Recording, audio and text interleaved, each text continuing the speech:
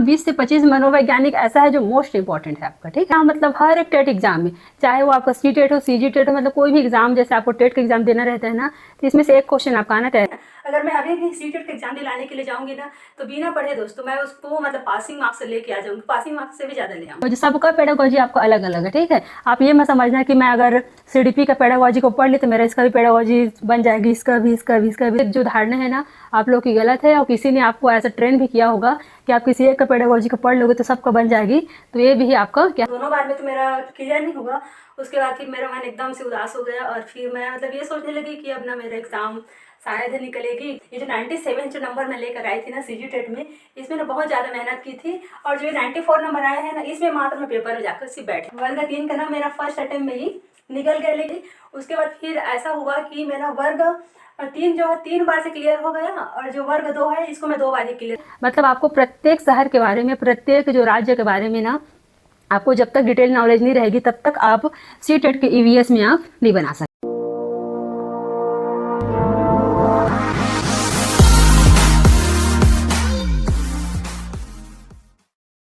Good morning everyone, this is Harshita here, welcome to our YouTube classes with the teacher. चलिए दोस्तों, आज हम लोग बात करने वाले हैं टेट परीक्षा पास करने की रणनीति, ठीक है।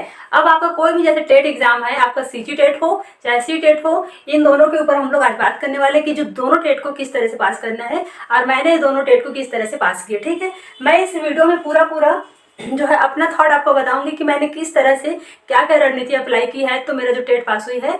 दोस्तों, अभी तक आप लोगों ने मेरे इतने सारे वीडियो देखे होंगे, ये सब वीडियो देखने के बाद आप लोगों के मन में ये तो लालसा उत्पन्न रही होगी कि मेरा जो है टेट पास हुआ है कि नहीं, है ना, मेरा सी टेट सी जी टेट। तो चलिए दोस्तों, फिर सुनिए मेरे बारे में, मेरी जुबान। मैं जो है वही 2017-18 में जो मेरा डीएलएड की क्लास चल रही थी उसमें, है ना, तो 19 में संभवतः पूरी तरह से कंप्लीट हो गई थी। 19 में ही फिर ना टेट का एग्जाम दिलाई हूँ। तो 19 में तो खैर मेरा फर्स्ट अटेम्प्ट में टेट पास नहीं हुआ, चूँकि उस टाइम में सीजी टेट का एग्जाम दिला रही थी, है ना। उसके बाद फिर जब तो उस बार मेरा जो सीजी टेट में ना 68 नंबर आई थी। कितना नंबर आई थी? 68 नंबर आई थी, ठीक है।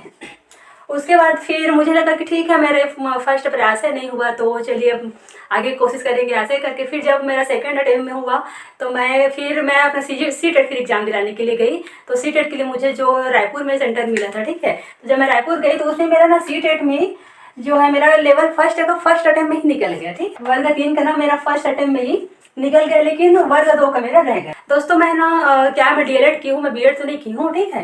तो मेरे लिए क्या वर्ग 3 सफिशिएंट थी, और वर्ग 3 निकल गया। तो मैं हैप्पी थी कि चलिए कम से कम जिस कोर्स की मैं तैयारी कर रही हूँ उसका तो निकल गया करके। लेकिन मन में ये था कि नहीं, मुझे वर्ग 2 को भी निकालना करके। तो फिर मैं क्या कि लगातार प्रयास करती गई। उसके बाद फिर ऐसा हुआ कि मेरा वर्ग 3 जो है 3 बार से क्लियर हो गया, और जो वर्ग 2 है इसको मैं 2 बार ही क्लियर करके फिर उसको छोड़ दिया। अगर मैं अभी भी सी टेट का एग्जाम दिलाने के लिए जाऊंगी ना, तो बिना पढ़े दोस्तों मैं उसको मतलब पासिंग मार्क्स से लेके आ जाऊंगी, पासिंग मार्क्स से भी ज्यादा ले आऊंगी, है ना। मतलब इस तरह से मेरे इन दोनों में पकड़ हो गई है सी टेट में। ऐसे ही मेरा सीजी टेट का है ना, सीजी टेट का एग्जाम जो है ना थोड़ा टफ रहती है। सीजी टेट के एग्जाम में क्या रहता है ना, उसमें ना आपका कंटेंट ज़्यादा पूछे जाते हैं। कंटेंट कहने का मतलब है कि उसमें जैसा आपका पीएससी में रहता है ना, कि जो भी मतलब क्वेश्चन बेस रहता है आपका। जो मेरा सीजी टेट एग्जाम था ना, ये मैं 2 बार दिलाई, ठीक है। तो 2 बार में मेरा ना 68 ये दोनों ही आए, दोनों बार में तो मेरा क्लियर नहीं हुआ। उसके बाद फिर मेरा मन एकदम से उदास हो गया, और फिर मैं मतलब ये सोचने लगी कि अब ना मेरा एग्जाम शायद निकलेगी। फिर मैंने ना फिर दूसरा अपना तरीका अप्लाई की। मैं बोली कि ना देख यार, जो जिस तरीके से तू अभी तक तैयारी कर रही है, क्यों ना आप तरीका को चेंज कर दो। तो मैंने जो की है उसका मैं इसमें आपको बताऊंगी। फिलहाल मेरा जो 2 बार का जो टेट दिलाई थी ना, वो उसमें मैं तो असफल रही। उसके बाद फिर ना जब मैं इसका अच्छे से जब रीड की ना, तो मेरा फिर सीजी टेट में, ठीक है, फिर मेरा सीजी टेट में फिर एक बार 97 नंबर गया और एक बार 94 गया। इसको ना मैं बहुत मेहनत करके पढ़ी थी दोस्तों, ठीक है। ये जो 97 जो नंबर मैं लेकर आई थी ना सीजी टेट में, इसमें ना बहुत ज़्यादा मेहनत की थी। और जो 94 नंबर आया है ना, इसमें मात्र मैं पेपर में जाकर सिर्फ बैठी थी, ठीक है। वो भी 1-2 साल के गेप होने के बाद सिर्फ एग्जाम में जाकर बैठी थी, और उतने ही मेरे इतने नंबर आ गए। तो मतलब कहने की बात ये है कि अगर आप सही रणनीति है ना, सही रणनीति, सही सिलेबस और सही तरह के तरीके से अगर आप अभ्यास करते जाओगे ना, तो अगर एक बार आपका पूरी तरह से ओवरऑल आप अच्छे से पढ़ लेते हो, सारा अगर आपको कॉन्सेप्ट क्लियर रहती है, तो आप ना जो सी टेट और जो सीजी टेट का एग्जाम है ना, एकदम हलवा हो जाती है। कहने का मतलब है कि आपको ना बिना पढ़े आपका टेट पास हो जाएगी, ठीक है। वर्ग 3 में एक बार 97 आया था, एक बार 94 आई थी, है ना। वर्ग 2 में आया था मेरा वही एक बार 75 आई थी, और एक बार ना वही 80 प्लस या फिर 85 प्लस गई थी, इस तरह से था मेरा, ठीक है। वर्ग 2 में अब मैं वर्ग 2 को ना बिना पढ़े जाती थी, क्योंकि मुझे ना वर्ग 3 की तैयारी करना था अपना सहायक शिक्षक की, है ना।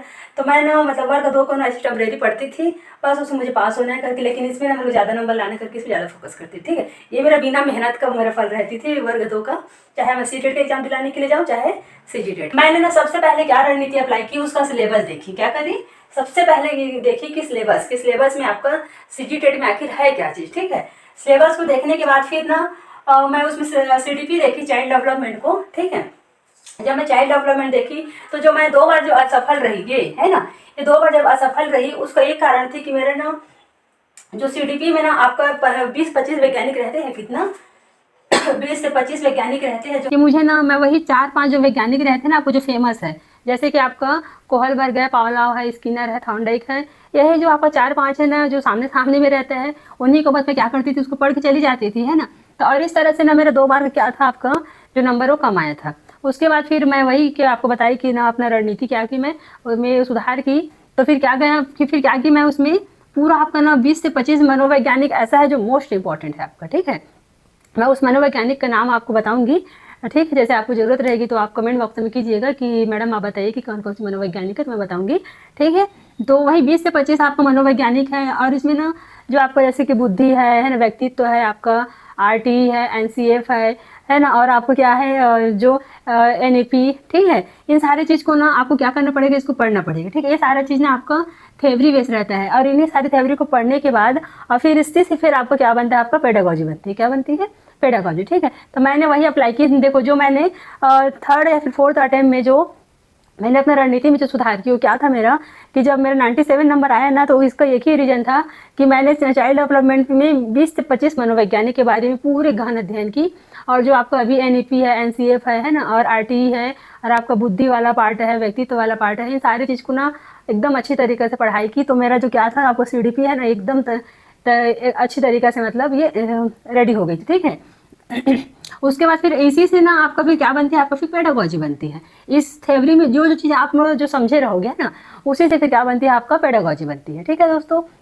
जैसे कि आपका जो व्यवहारवादी मनोवैज्ञानिक हो गया, है ना, आपका संज्ञानवादी जो मनोवैज्ञानिक रहते हैं वो हो गया, है ना। उन्हीं के जो थॉट है ना, उससे आपका फिर पेडागोजी बनते हैं। पेडागोजी क्या है, आपका शिक्षण शास्त्र है, और जो शिक्षण शास्त्र का ही तो उपयोग हम लोग क्या करते हैं, स्कूलों में जाकर के अप्लाई करते हैं, है ना। तो जो चीज़ हमने मनोवैज्ञानिक के बारे में पढ़े हैं, समझे हैं, उसी चीज़ को हम लोग जब टीचर बन जाएंगे तो क्या करेंगे, उसको फिर स्कूलों में हम लोग अप्लाई करेंगे, है ना। और इसीलिए हमसे ना क्या है, जो टीचर बनने से पहले जो आप टीचर बनने के लायक हो या नहीं, आपने बच्चों के बारे में आपको नॉलेज है कि नहीं, आपने मतलब बच्चे के बारे में गहन अध्ययन किया है कि नहीं, इसलिए हम लोगों से क्या लिया जाता है, जो हम लोगों से पात्रता परीक्षा ली जाती है, ठीक है।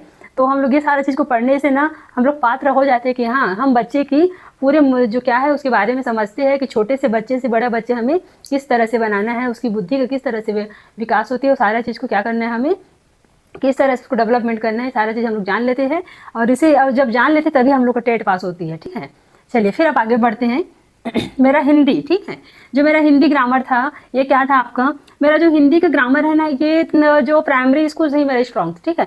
प्राइमरी, मिडिल, हाई सेकेंडरी, मतलब मेरा जो हिंदी था ना एकदम मेरा फेवरेट सब्जेक्ट थी, ठीक है। तो मेरा जो ग्रामर है ना मेरे पहले से स्ट्रॉन्ग थी, और जो आपका टेट का एग्जाम है उसमें ना आपका क्या आता है, ग्रामर ही ज़्यादा पूछी जाती है, ठीक है। ग्रामर पूरा आपका 15 नंबर की रहती है, जो आपका कॉम्प्रहेंसर रहता है ना, ठीक है, उसमें जो छोटा छोटा आपका कहानी टाइप के दे दिया जाता है, गद्यांश पद्यांश, उसमें से आपको ग्रामर वाला जो क्वेश्चन है छांट के दे दिए जाते थे। तो अगर आपका ना ये जो ग्रामर है क्या है, ये आपका क्या होना चाहिए, एकदम स्ट्रांग होना चाहिए। और ये स्ट्रांग ना आप अभी आकर नहीं पढ़ोगे, आपने जो पहले पढ़ चुके हो ना, आपका 10th 12th कॉलेज में जो भी आप एग्जाम दिला रहे हो उसमें पढ़े होगे ना, वही ग्रामर एज इट इज़ है ना, आपका इसमें भी लागू होती है, ठीक है। और रही आपका पेडागोजी, ठीक है, तो पेडागोजी इनका भी ना अलग ही है ना। हिंदी का मतलब क्या है, ये आपका एक भाषा है। अब भाषा को किस तरह से बच्चों को सिखाना है, या फिर बच्चे की भाषा को किस तरह से आपको समझना है, ठीक है, इसी के ऊपर आपका क्या बनता है, आपका पेडागोजी बनती है, ठीक है। उसके बाद फिर क्या रहता है, तो मैं इसी चीज़ को ना समझती थी, क्योंकि मेरा ग्रामर तो पहले से कंप्लीट थी, तो मैं जो पढ़ी हूँ उसी को बार बार रिवीजन करके एग्जाम में चली जाती थी। और पेडागोजी के लिए ना फिर मैं यूट्यूब अलग अलग यूट्यूबर से देख करके फिर अपना ये जो पेडागोजी वाला जो कॉन्सेप्ट है इसको मैं क्लियर कर लेती थी, ठीक है। उसके बाद फिर इंग्लिश, इंग्लिश ग्रामर, इंग्लिश में भी वही है जो आपका ग्रामर है, आपने जो भी अपना 10th-12th में पढ़े होंगे वही ग्रामर आपका काम आएगी, ठीक है। वही आपका टेंस है, वही वॉइस है, वही नरेशन है, वही सेंटेंस है, वही नाउन प्रोनाउन एडजेक्टिव जो भी है आपका, है ना। इससे बाहर आप जो ना मतलब मिडिल हाई स्कूल और हाई सेकेंडरी में जो पढ़े हैं ना, उससे बाहर आपका ग्रामर जाएगी ना, ठीक है। उसके बाद फिर इसमें भी आपका पेडागोजी है, इसका पेडागोजी ना आपका अलग ही है, ठीक है। इसमें ना आपको, हाँ इसी में ना मेरा इंग्लिश में ना मैं ज़्यादा नंबर करती थी, क्यों पता है, चूँकि ना मुझे ना पेडागोजी के बारे में उतना ज़्यादा पता नहीं थी। अब चूँकि मैं हिंदी मीडियम से हूँ तो और मेरा जो क्लियर नहीं था उस टाइम, लेकिन अब मेरा जो इंग्लिश भी थोड़ा थोड़ा स्ट्रांग हो गई है, क्योंकि अब मैं खुद भी इंग्लिश मीडियम में पढ़ाने के लिए जाती हूँ, है ना। वर्ग 2 का टीचर हूँ मैं भी मैथ का, तो इंग्लिश में मैं पढ़ाती हूँ। तो मेरा धीरे धीरे ना जो इंग्लिश इम्प्रूव हो रही है, और चूँकि मेरा इम्प्रूव इसलिए और अच्छे से हो पाई क्योंकि ना मेरा ना पहले से मेरा जो बेस है ना इंग्लिश में, इंग्लिश ग्रामर मेरा पहले से एकदम क्लियर थी, है ना। तो अब मेरे को दिक्कत नहीं होती है। तो ये जो आपका ना जो पेडागोजी है, इसको ना यूट्यूब से आपको टॉपिक वाइज इसको भी पढ़ना है, ठीक है। इसको ना पूरा टॉपिक वाइज पढ़ोगे तो ही आपको क्लियर होगी। उसके बाद फिर इसमें क्या आपका कॉम्प्रहेंशन है, ठीक है। कॉम्प्रहेंशन के लिए रोज़ आपको प्रैक्टिस करना होगा, मतलब एक कॉम्प्रहेंशन को जैसे आपको समझ में नहीं आ रही ना, फिर भी से आप यूट्यूब को ओपन करो और सिर्फ आप उसको पढ़ते जाओ। जब लगातार आप 1 हफ्ता 15 दिन आप पढ़ोगे ना, तो आपकी वो हैबिट में आ जाएगी। जब हैबिट में आती है ना, तो चीज़ें हमारी आने लगती है, ठीक है। इंग्लिश का जो पेडागोजी था ना, इसको मैं ना टॉपिक वाइज ज़्यादा इसका प्रैक्टिस की हूँ। जैसे कि आपका LSRW है ना, जो आपका लिसनिंग जो आपका लर्निंग स्किल है ना, तो उसको ना आपको ना LSRW है ना, उसको ना आपको ना सबसे ज़्यादा ध्यान देना है। उसको ना सब स्किल से भी ज़्यादा क्वेश्चन पूछे जाते हैं। जैसे कि आपका रीडिंग स्किल है, रीडिंग स्किल में आपका उसका इंटेंसिव स्किल, एक्सटेंसिव, स्कीमिंग और स्कैनिंग, ये ना मतलब हर एक टेट एग्जाम में, चाहे वो आपका CTET हो, CGTET हो, मतलब कोई भी एग्जाम, जैसे आपको टेट का एग्जाम देना रहता है ना, तो इसमें से एक क्वेश्चन आपका आना तय रहती है ना। और क्या है आपका, जैसे कि और लैंग्वेज जो आपका एक्विजिशन और लर्निंग है ना, और आपका रिमेडियल टीचिंग है, और आपका इवैल्यूएशन करके रहता है। तो ना इन सारी चीज़ से ना आपका एक एक क्वेश्चन मतलब आना निश्चित रहती है। तो इस तरह से मैंने जो जिस टॉपिक से मतलब ज़्यादा क्वेश्चन पूछा जाता था इंग्लिश से पेडागोजी में, मैंने उसी जो टॉपिक को ज़्यादा रिवीजन की थी, ठीक है। चलिए अब देखेंगे EVS का। EVS में हम लोग, पर्यावरण में हम लोग क्या रहता है, आपका कंटेंट रहती है। कंटेंट कहने का मतलब है आपका चीज़ों को याद करने वाली चीज़, है ना। जैसे कि आपका कोई भी, जैसे कि आपको जल प्रदूषण के बारे में पढ़ना है, तो जल प्रदूषण का अधिनियम कब बना, कब लागू हुआ, कितना मतलब BOD स्तर आपका पीने लायक रहता है, कितना नहीं रहता है ना। और आपका जैसे डिसीज हो गया, बीमारी वाला, कौन सी बीमारी आपका विषाणु से होता है, कौन सी आपका मतलब जीवाणु से होते हैं, कौन सी आपको प्रोटोजोआ से होती है, मतलब EVS के पूरा आपको कंटेंट है ना। और फिर आपका विटामिन वाला है। तो ऐसे ना मतलब सारे चीज़ को आपको याद करने वाला रहती है। तो ना इसमें आप याद करोगे तभी वो चीज़ आपका बनेगी, अन्यथा नहीं बनेगी। आप वो कंटेंट को पढ़ोगे और साथ ही साथ फिर आपको EVS से संबंधित आपको पेडागोजी भी पढ़नी होगी, ठीक है। तो ना क्या करती थी मैं, इसमें क्या गलती की थी, जो आपका EVS में ना जो आपका कंटेंट रहती है, इसको मैं बिना पढ़े जाती थी, नहीं पढ़ती थी इसको, है ना, क्योंकि समझ में नहीं आती थी। और ना हम लोग का जो सिलेबस है ना EVS का, उसमें ना इस तरह से जो आपका कंटेंट है उसमें नहीं लिखा रहता है, सिर्फ उसमें जो पेडागोजी रहता है वही बस लिखा रहता है। हम लोग क्या करते हैं, मतलब सिलेबस में जो लिखा है उसी को पढ़ के चले जाते हैं। तो मेरा कहने का मतलब ये है कि ना आप ना सिलेबस भी पढ़िए और साथ ही साथ सिलेबस के बाहर भी पढ़िए। अभी का जो एग्जाम है ना दोस्तों, आपका ना जो सिलेबस में दिखाई देता है वो आपको एक्चुअल में कुछ भी नहीं रहता, सिर्फ आपका ना मेन टॉपिक वैसे लिख दिया जाता है और उससे बाहर चीज़ भी आपको एग्जाम में देती है, ठीक है। तो मेरा वही गलती हुई थी जो EVS में। तो मैंने जो 2 पेपर आपको CGTET का दिलाई थी, उसे मैं कंटेंट में मतलब उतना ज़्यादा फोकस नहीं करती थी, याद नहीं करती थी, सिर्फ पेडागोजी को पढ़ के चली जाती थी और इसलिए मैं कुछ नंबर से चूक जाती थी, ठीक है। चलिए मैथमेटिक्स से देखेंगे। मैथमेटिक्स में भी आपका वही कॉन्स्टेंट है ना, कंटेंट है, उसको भी आपको पढ़ना है और साथ ही साथ आपको इसका पेडागोजी पढ़नी, ठीक है। कंटेंट का कहने का मतलब है कि आपका जो भी लाभ हानि, महत्तम समापवर्त, लघुत्तम समापवर्त, और क्या हो सकती है आपका अनुपात समानुपात, है ना, और प्रतिशत है, इन सारी जो आपका छोटा छोटा जो टॉपिक है उन सारी चीज़ को आपको पढ़ के प्रैक्टिस करके जाना है और उस तरह से देखना है कि किस तरह से जो आपका एग्जाम में क्वेश्चन पूछे जा रहे हैं। आपका जो 10वीं 12वीं का जो एग्ज़ाम है या फिर आपका और अदर कुछ एग्जाम हो, उसमें ना मतलब जो गणित अलग ही तरीके से पूछते हैं, लेकिन जो आपका ना कंपटीशन एग्जाम है उसमें जो गणित ना आपका अलग ही तरीके से पूछते हैं। तो ना आपको वही ना आपको ये सारा चीज़ कैसे पता चलेगी, जब आप प्रीवियस ईयर क्वेश्चन अटेम्प्ट करेंगे, ठीक है। चलिए अब देखेंगे प्रैक्टिस, ठीक है। पहला जो आपको प्रैक्टिस कैसे करना, इन सारी चीज़ को तो आपको पूरा पढ़ना है ओवरऑल को, है ना। सभी में आपको क्या आपको कंटेंट पढ़ना है और सभी में आपको पेडागोजी, सबका पेडागोजी आपको अलग अलग है, ठीक है। आप ये मत समझना कि मैं अगर CDP का पेडागोजी को पढ़ ली तो मेरा इसका भी पेडागोजी बन जाएगी, इसका भी। तो ना आपको सभी का पेडागोजी को उसी के हिसाब से आपको पढ़ना है, क्योंकि ना हिंदी में हिंदी की तरह से आपको पेडागोजी पूछेंगे, इंग्लिश में इंग्लिश की तरह से पूछेंगे, EVS में EVS की तरह पूछेंगे, और आपका जो मैथ्स है मैथ्स जैसे पूछेंगे, है ना। तो ना सभी का जो आपका पेडागोजी, जो आपका शिक्षण शास्त्र वो अलग रहती है, और सभी का आपका कंटेंट भी अलग रहती है ना। तो कई लोग क्या बोलते हैं कि अगर आप CDP को अच्छे तरीके से रीड कर लिए हो, इसको पढ़ लिए हो, तो जैसे इसका आपका जो पेडागोजी क्या है क्लियर है, तो आपका इधर का सभी का बन जाती है। तो ये जो धारणा है ना आप लोग की गलत है, और किसी ने आपको ऐसा ट्रेन भी किया होगा कि आप किसी एक का पेडागोजी का पढ़ लोगे तो सबका बन जाएगी, तो ये भी आपका क्या है गलत है। आप उसके भरोसे मत रहिए, क्योंकि ना मैंने खुद ये सारा प्रॉब्लम फेस की हूँ, और ना सभी सब्जेक्ट का अपना अलग ही शिक्षा शास्त्र रहती है, अपना अलग ही तरीका रहती है। ठीक है दोस्तों, तो अभी आप लोग अगर एग्ज़ाम दिला रहे होंगे या फिर मतलब दिलाने वाले होंगे, तो क्या करना आप लोग अपना जो PYQ रहता है, आपका प्रीवियस ईयर क्वेश्चन है ना, जैसे कि मैं यहाँ भी बताने वाली हूँ, ठीक है। तो प्रैक्टिस आपको क्या करना है, जैसे कि टॉपिक वाइज। अब टॉपिक वाइज कहने का मतलब है कि जैसे आप थ्योरी पढ़ रहे हो, है ना, CDP में, तो पहले आप थॉर्नडाइक के बारे में पूरा PYQ लगाइए, है ना। उसके बाद फिर क्या करना है, फिर आपको कोहलबर्गर के बारे में लगाना है, फिर पॉलाव के बारे में, मतलब पहले एक एक वैज्ञानिक के बारे में अलग अलग पढ़ना है, जैसे, है ना। और फिर क्या है आपका बुद्धि के बारे में पढ़ना है, फिर व्यक्तित्व के बारे में। तो सबसे रिलेटेड आपको पहले टॉपिक वाइज आपको मतलब क्वेश्चन प्रैक्टिस करना है। उसके बाद फिर आपको ना पूरा CDP का एक मैराथन लेके आना है, मतलब ओवरऑल फिर आपको प्रैक्टिस करनी है, ठीक है।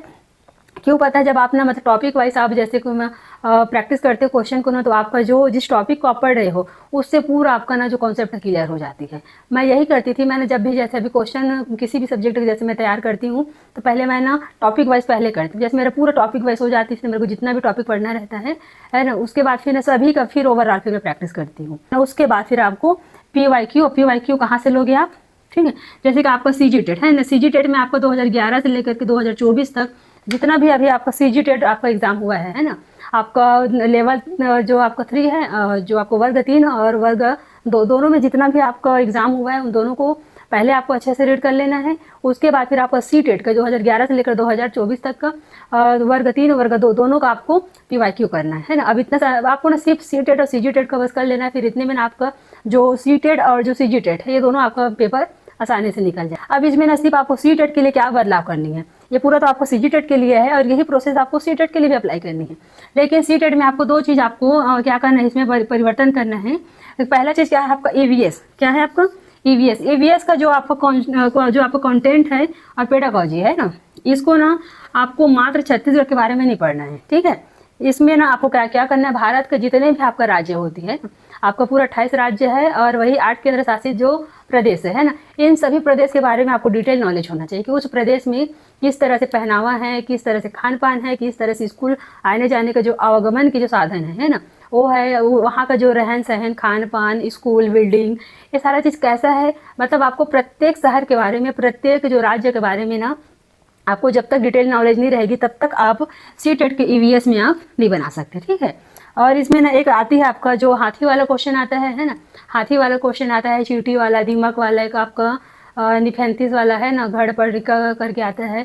तो ये ना कुछ जो टर्म है ना, इन सारी चीज़ को ना आपको CTET में सिर्फ इसी के लिए बना हुआ है, जो मैं अभी बोली हूँ ना, वो सारा चीज़ ना सिर्फ और सिर्फ आपको CTET के लिए बना है। तो इन सारी चीज़ को क्या करना है, आपको पढ़ना है।